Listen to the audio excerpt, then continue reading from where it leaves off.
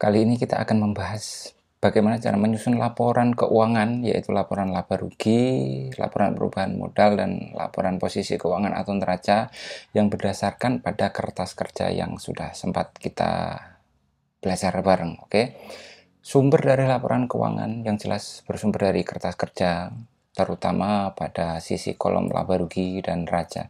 Laba rugi tak warnain kuning dan neraca tak warnain hijau aja. Nanti kita ngambil datanya berdasarkan dari sini. Sedangkan laporan perubahan modal itu adalah apa yang terjadi di laba rugi, kita masukkan atau kita gabungkan dalam elemen neraca, yaitu modal. Intinya ada di situ laporan keuangan yang bakalan kita kerjakan itu tiga, yaitu laba rugi, laporan perubahan modal yang kedua, sama yang ketiga adalah neraca. Oke, kita mulai mutasi angka aja. Kita mulai memindahkan angka dari kertas kerja ke laporan keuangan masing-masing. Kita mulai dari laporan laba rugi dulu. Laporan laba rugi berbentuk seperti ini. Isinya adalah pendapatan dikurangi beban. Pendapatan kita bisa ambil dari kertas kerja kolom kolom laba rugi. Posisinya ada di pendapatan. Kita cek di sini pendapatan jasa 500.000 dan pendapatan bunga 50.000. Bisa seperti ini, bisa kamu gabungkan antara pendapatan jasa dan pendapatan di luar usaha, itu boleh aja, jadi akan berbentuk seperti ini. Jadi pendapatan jasa dan pendapatan bunga mengisi satu kolom yang sama, sehingga total pendapatan adalah 550.000. Selain itu, kita masukkan beban operasional sebagai penanding di laporan laba rugi. Dengan cara apa? Memindahkan angka yang ada di sini. Jadi beban,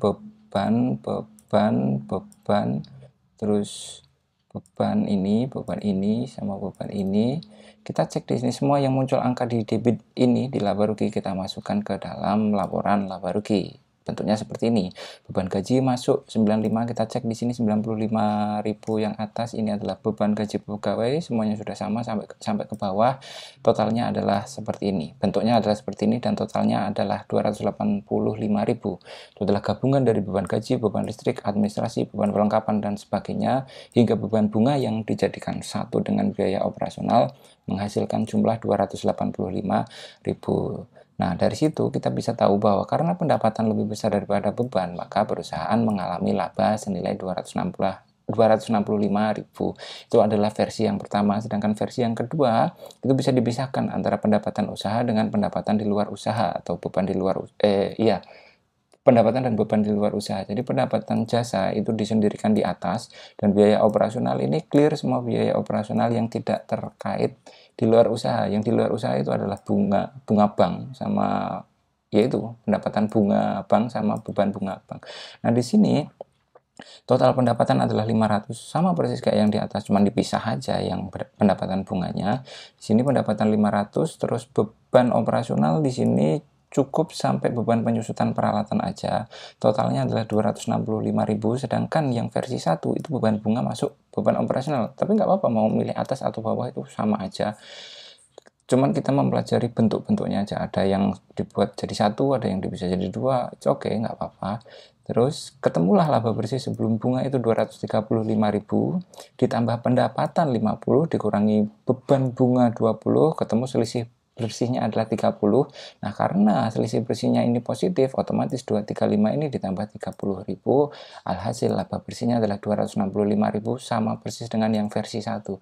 Versi atas laba bersih 265 dan versi bawah laba bersih 265. Dari laporan laba rugi selesai, kamu bisa bikin versi atas atau versi bawah, tergantung nanti di kelas yang dibutuhkan versi yang mana, itu kamu bisa modifikasi sesukamu. Setelah laporan laba rugi selesai disusun, kita masuk ke laporan perubahan modal. Ini step yang kedua. Formulanya adalah modal awal ditambah tambahan modal ditambah laba. Kalau rugi ya berarti dikurangin rugi, terus habis itu dikurangi prive, ketemulah modal akhir. Di sini modal awal 800.000, kita bisa cek dari mana, dari sini, dari kertas kerja. Akun modal ya, posisinya ada di 800.000, otomatis modal awalnya adalah 800.000. Tambahan modal di sini tidak ada, di soal yang saya buat ini tidak ada, berarti kita kosongin aja. Terus labanya diambil dari sini, laba perusahaan, laba bersih 265, berarti nanti formulanya adalah 800 ditambah 265, terus kebetulan ada prive di sini. Kita cek prive atau pemakaian pribadi. pemakaian uang perusahaan untuk keperluan pribadi maksudnya. Ini di sini ada 50.000, otomatis saya akan kurangkan ke modal karena private memang langsung mengurangi modal di laporan perubahan modal. Jadi formulanya jadi modal awal ditambah laba dikurangi private. Ketemulah 1.015.000. Nanti modal akhir ini adalah angka yang bakalan dimasukkan ke dalam laporan posisi keuangan. Oke, berarti laporan perubahan modal sudah clear, sudah selesai. Di sini kita bisa lanjut ke laporan posisi keuangan atau neraca. Laporan posisi keuangan atau neraca isinya adalah harta, utang, modal. Harta sebelah kiri sama dengan atau sebelah kiri laporan ini, tabel kiri, dan utang modal ada di tabel kanan. Nanti akan menghasilkan angka yang sama. Diambilnya dari mana? Otomatis diambil dari kertas kerja posisi neraca. Di sini ada kas 400, piutang dagang 570. Kita coba cek di sini. Saya hide dulu yang enggak berkepentingan, saya hide. Kas 400, piutang dagang 570, perlengkapan kantor 95, semuanya sudah masuk sini. Kas 400, piutang dagang 570, perlengkapan kantor 95, semuanya akan ditambahkan kecuali akumulasi penyusutan peralatan karena dia menempati posisi yang berlawanan. Akumulasi penyusutan perlawanan. Akumulasi penyusutan peralatan dia mengisi posisi kredit otomatis. Kalau dimasukkan di sini dia akan minus gitu. Jadi total kas plus piutang plus perlengkapan plus asuransi dibayar di muka plus peralatan dikurangi akumulasi ketemulah 15.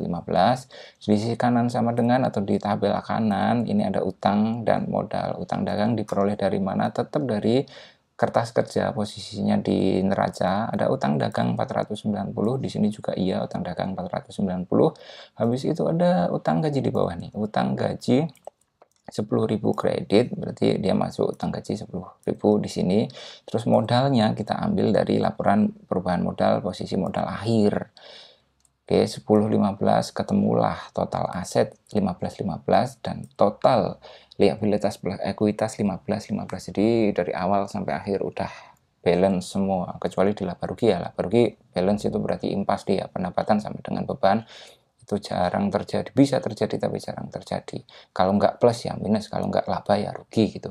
Jadi inti dari penyusunan laporan keuangan adalah kita memindahkan angka-angka yang ada di kertas kerja, terutama kolom laba rugi, kita bikin form sendiri dan kita masukkan ke laporan laba rugi dengan akun-akun yang ada di sini, akun-akun yang ada di sini ya.